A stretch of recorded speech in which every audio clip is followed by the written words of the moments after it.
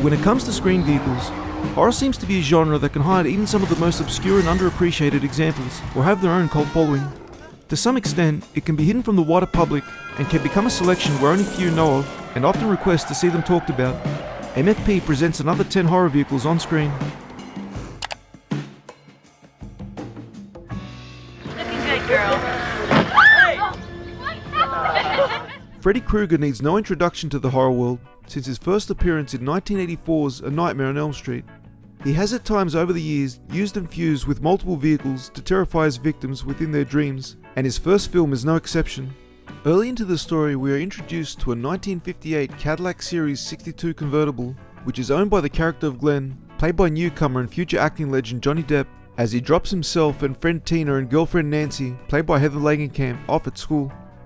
We do not see this car again until the film's climax, where former child killer, now dream demon Freddy Krueger, played by Robert Englund, is shown hunting down the teens in their nightmares.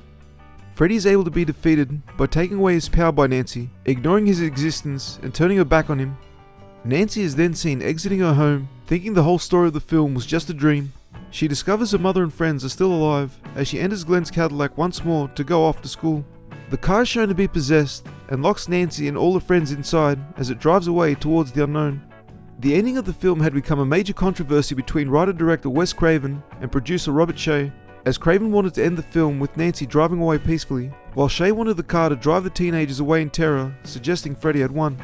In an alternate ending, it is revealed that Freddy himself is now in the driver's seat, trapping Nancy inside with him as he drives off in the Series 62 Cadillac with her screaming.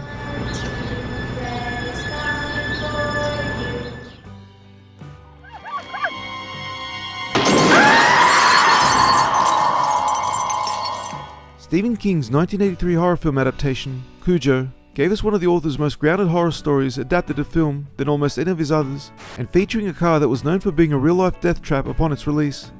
Released the same year as his more famous car story, Christine, Kujo features a small family in Castle Rock, Maine, on the verge of breaking apart, where upon a trip to a local farm-based mechanic, the mother and child find themselves the target of a 100-pound rabid Saint Bernard who is going on a murderous rampage of anyone who approaches its former master's home.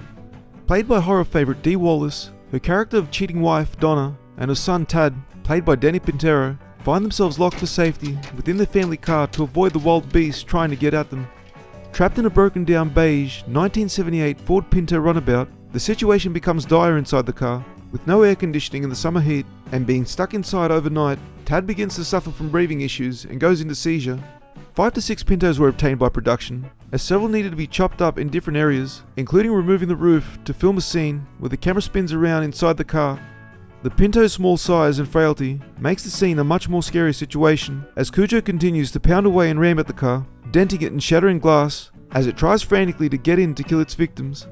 Due to a negative experience in that car, actress Dee Wallace has since gone on to say, if she never sees another Pinto in her life again, it will be too soon. Please, God, get me out of here.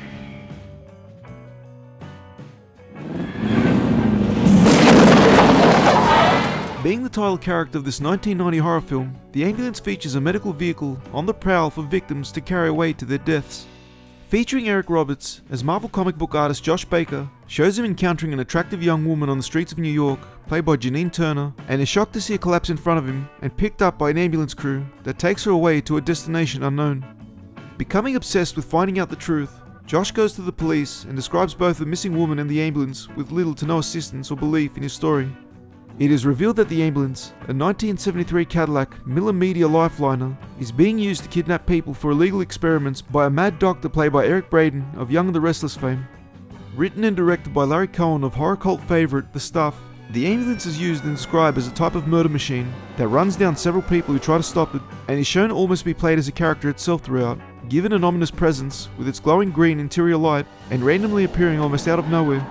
Rather tame for how it is presented, as there is very little blood or gore, most of the charm of this film comes from Roberts being treated as a paranoid madman, with almost no one seeming to wanting to believe him, including his boss Stan Lee, playing a version of himself as head of Marvel Comics. The film has a rather dedicated following who enjoy its campiness, and the Cadillac ambulance itself has since found its way in the hands of a private collector who has kept it under wraps away from the public eye.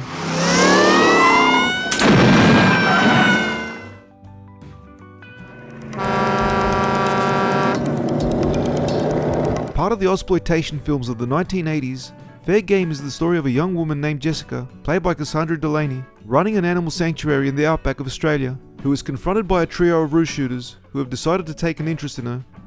After being almost run off the road on her way home, Jessica is soon tormented by the men due to her disapproval of their activity on her land.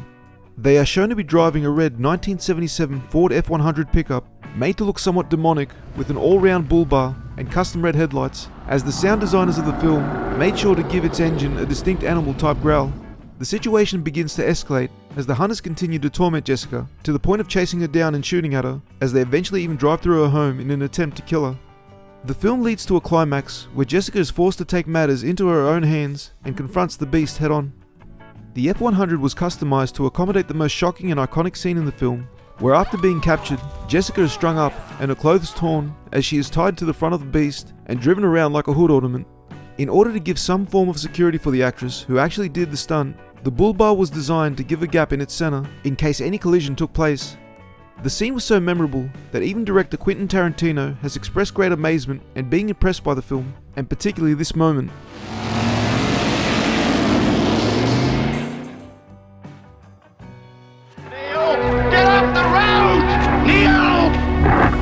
Perhaps no other car has gathered more attention based on reputation alone than this one car in particular from 1974's The Cars That Ate Paris. Few people know of the movie itself outside of seeing the poster or an image of the iconic 1953-57 VW Beetle Type 1, custom with an overall metal spiked porcupine look to it. What little is actually known proves sometimes all a vehicle needs is the right look, and it can outlive even the film it featured in. Set in a rural town in Australia called Paris, local residents purposely cause fatal car accidents to obtain parts and personal belongings of those they target as income. The story plays out as a type of controlled society where the young and old clash due to their differences, as the youth modify their cars collected and use them to hoon the streets, while the old seek more control and order. Come the end, as the hoons destroy the town, do we see the spiked beetle become the centerpiece as it drives through the streets and impales a resident. With Aussie director Peter Weir of Truman Show fame presenting a more art house film, The Cars That Ate Paris was well received at the 1974 Cannes Film Festival, where a replica of the spiked VW was driven in the streets of Paris to promote its screening there. The film has more than its share of blood and shocking moments, and was even a favourite of Stanley Kubrick's. Yet for reasons unknown, this one car that shows up only for the climax seems to be the one image more people remember than anything else.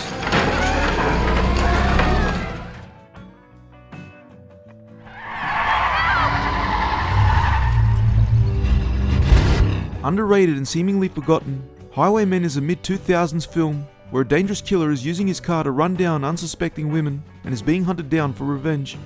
When Jim Caviezel's character of James Rennie Cray sees his wife run down by a man named Fargo, played by Colin Feore, he makes it his mission to take out this psycho killer who is using his Cadillac to go after innocent women. First seen driving a 1987 Cadillac Brom, Fargo would later opt for a 1972 Cadillac Fleetwood Eldorado in what appears to be a Sumatran green paint code, incorrectly referred to as pepper green in the film, and was equipped with a 500 cubic inch 235 horsepower V8. After suffering his own car accident while being chased down by Rennie, Fargo's injuries cost him an arm and a leg and left him needing body braces and a special setup to drive his caddy. Having targeted a young lady named Molly, played by Rona Mitra, who witnesses firsthand what Fargo is capable of, Rennie uses her as bait to get Fargo to come out of hiding. Rennie is pursuing what is said to be in the film a 1968 Plymouth Barracuda Super Stock 426 Hemi with what is thought to be outputting over 500 horsepower, yet was actually a stock standard Barracuda powered by a 340 V8. Most of Highwaymen's entertainment comes from the Chasers film, yet the Cadillac and its driver's spook factor are portrayed quite well, and the film does indeed have a chilling feel to it.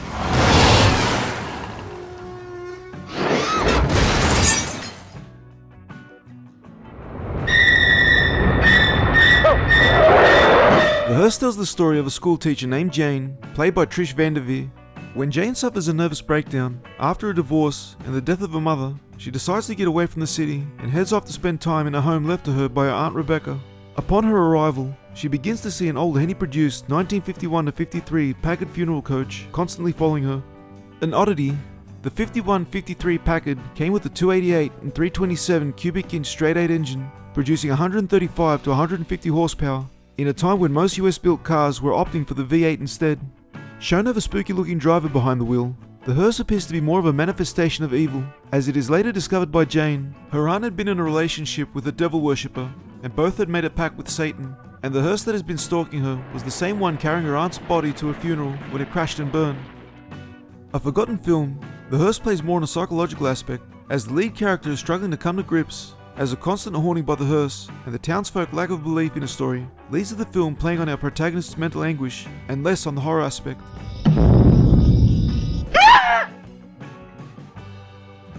There are worse things out tonight than vampires. Like what? Like me. When you are a self-appointed vampire hunter, an outright badass, as was the case in Wesley Snipes' Blade in the comic book movie franchise of the same name, it would be almost impossible not to have a mode of transport to reflect such a presence. Specially equipped to handle the undead in this 1998 movie adaptation of the popular Marvel comic book series, Blade proved to be an important cornerstone of the comic book movie craze that has been going on strong ever since. The film's production design and theme chose to give our protagonist a car that would match his shadowy persona in the form of a 1968 Dodge Charger. No stranger to the movie and car chase world, the Dodge Charger remains one of the top affiliated American muscle cars of the labeled Golden Era, with its big block 440 V8 being the ever reliable engine to be used to impress audiences worldwide. Equipped with an array of gadgets and a matte black paint scheme, the Charger was opted, along with his now custom motorbike, over the character's more recognised mode of transport in the comics, in the form of his Harley Davidson. Having shown up in all three installments of the Snipes Blade trilogy, only one 68 Charger was used throughout, as there was not even a stunt car available, and the Dodge would eventually be sold at auction. The Dodge brings with it a menacing presence and a rumble on screen that would make almost any mythical creature quiver with fear at just the mere sound of its roaring V8 engine approaching.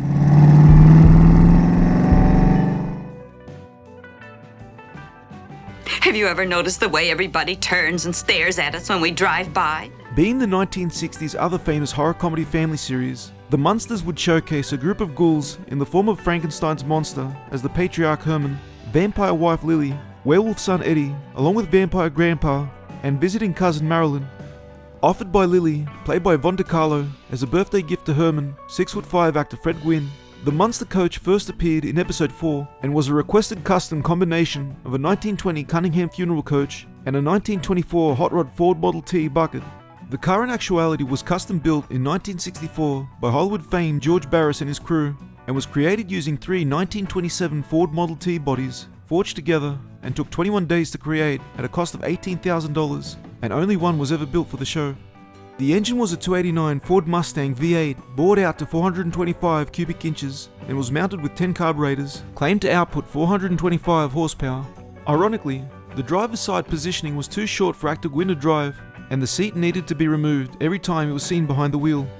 After the show had ended, the coach had exchanged hands several times and even found its way to England in the Cars of the Stars Motor Museum until it was eventually purchased and brought back to the US. Come on, everybody, hop in. I'll take us all for a ride through the cemetery. You leave my baby alone. She's got nothing to do with this. Supernatural is the story about two brothers, Sam and Dean Winchester, taking on the family trade of hunting down monsters, demons, and other spiritual manifestations in this long-running TV show that drew inspiration from several horror sources, such as the Phantasm franchise. Airing from 2005 to 2020, Supernatural was a huge favourite for television, and apart from stars Jared Padalecki and Jensen Ackles, the other big star of the franchise was Baby, a black 1967 Chevrolet Impala sports sedan, said to be a 327 cubic inch between 250 to 275 horsepower, but in reality was powered by a 502 cubic inch V8 GM crate engine with over 460 horsepower. Filled to the brim in its boot, with all the tools in a devil's trap trunk lid needed to fight the undead and other wayward evil, Baby was a demon killer armory on wheels. Passed down to Dean by his father, the Impala has gone through demonic possession several times, being destroyed and even becoming an homage to Kit from the Knight Rider TV series and a cartoon character on Scooby-Doo. 9 Impalas were used on the show, with 3 hero cars, 3 for stunts, and others for wrecks and interior shots. Eventually, 2 of the cars from the show would end up in the hands of the actors who took them home with them, and the legacy of the series and this demon hunter on wheels continues to impress to this day. If somebody stole the Impala, what would you do? Murder. If you enjoyed this video, be sure to hit the like, subscribe and bell icon in order to help this channel grow and to bring you more content such as this one, as your support is what keeps this channel going.